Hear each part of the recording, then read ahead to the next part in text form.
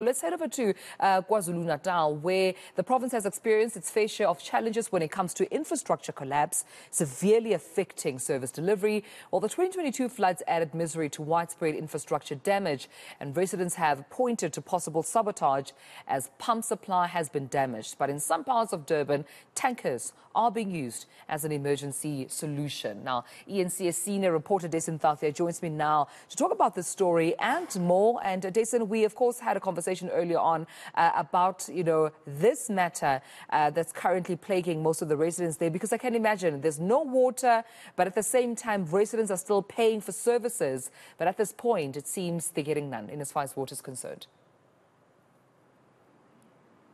That's right. And I think when it comes to residents and their demands or their expectations, I mean, they don't really want to know the politics and the technicalities behind it. They really just want to open their taps and find that water's coming out. But sometimes it's not as simple as that. When we spoke earlier, I did promise you that I would be talking to the eThekwini municipality at some point this morning. I don't want to waste any time. I'm now joined by Ethnic Msweli, who's the head of water services in eThekwini. Mr. Msweli, thank you so much for making time. I think top of mind, the first topic of conversation will be what we saw just this past weekend, where there was the water shut down, supposedly for 24 hours, but I think many residents will tell you that it went on for much longer, leaving them frustrated. Let's start with that and why we found ourselves in that situation. Good morning, Dasen, and good morning to the viewers at home. I think we do want to start by apologizing because, as you've just said, it was meant to be 24 hours. All of us had planned around that, but unfortunately it took longer than that. And the reasons for that are many, some long-term and some short-term. But one of the main reasons is that when you have a shutdown, shutdowns will always be done because there's always time. You always need time to do some work on your infrastructure. And this was one of those cases where Umgeni Utugela Water needed to do some work on their aqueduct.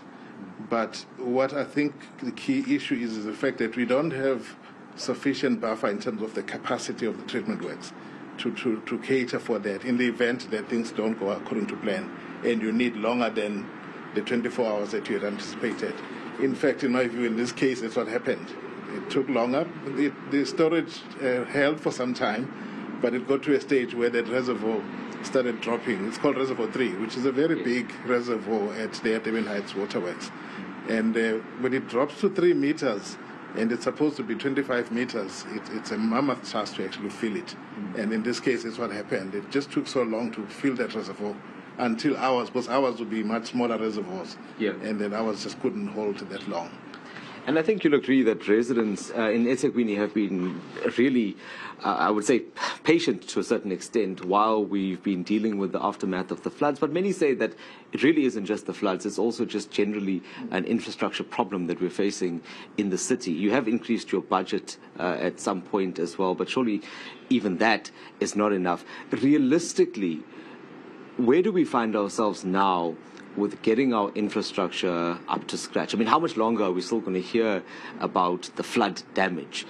Maybe just to give us a sense of where we stand. On the city side, there's always two sides to this, right? The water board supplies bulk water. So they needed to complete a lot of work. And I can understand the extent of the work on their side will be bigger. It's bigger pipes. And I think these are the last two of the aqueducts, as I understand it, that they need to deal with. So once they're done, it should be quite stable on their side. On our side, we're prepared. There is a new northern aqueduct that we spoke about that was supposed to replace this northern aqueduct that we have now that's given us trouble in the past 3 weeks or so. Yeah.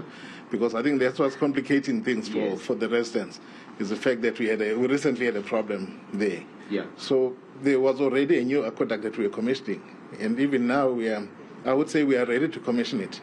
But just given this experience that we've had now, we want to be quite cautious and we want to communicate better around that work when we have to commission the new one. So it will be planned. So I think we are ready on our side. We do have a new pipeline. And Umgeni Water, unfortunately, they have to do one more of these shutdowns because this shutdown was just for them to be able to access the pipeline. They're going to do whatever they must do, and then they must reconnect it. But we've said to them, we don't want to be haphazard about the second shutdown. We really want that properly planned. And it must be done in a manner that when we do that one, that people don't feel it in the taps. And it seems like that should have been expected or anticipated. It really doesn't take an expert to realize that they would have had these repercussions. But I want to touch on this before I let you go. The issue of water tankers. There are so many reports that we get from different communities where these water tankers are almost being manipulated in a sense of there isn't a proper schedule that is being adhered to, because some areas within a ward, for example, might have them for longer and other areas are not getting them. There doesn't seem to be fairness in how the distribution happens. Why is that? It's not an exact science, the management of these water tankers. It can be improved. For example, we will allocate water tankers to a ward from our side. And lately we even actually share the schedule with the councillors, because we've got various WhatsApp platforms. So we'll indicate which councillor is getting how many. But when the water tankers get out there, there's not much we can do when they get diverted. During the floods in April last year, we actually had our water tanker diverted at gunpoint.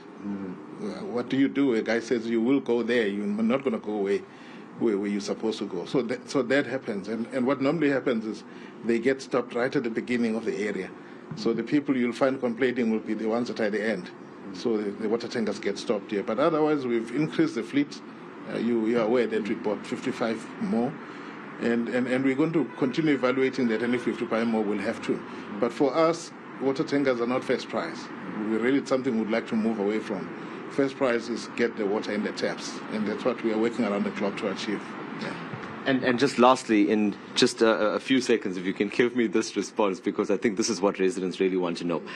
Are we safe for now? Are we going to have water in those taps in the next coming weeks or months, as far as you can see? As far as I can see, you're going to have water. We'll do our best to make sure there's no interruption for the festive season and beyond. If we have to do that shutdown I spoke about, we'll talk to the residents. Thank you very much. I look forward to many more showers in the coming days. Tumelo, that's the word from the head of water services in eThekwini, just giving a response, saying that there will be some improvements in the provision of water, and hopefully residents will be able to experience that in the coming weeks and months as well. All right, Dasen Thathiah, we'll leave it at that, of course, and also foreseeing how it will look out, because as you rightfully asked, it was 24 hours that was promised to the residents, but as the guest mentioned, they didn't foresee it taking this long, but they have to, of course, take all the time they can to fix up that water infrastructure. eNCA senior reporter Dasen Thathiah will leave it there, colleague. Thanks for this update.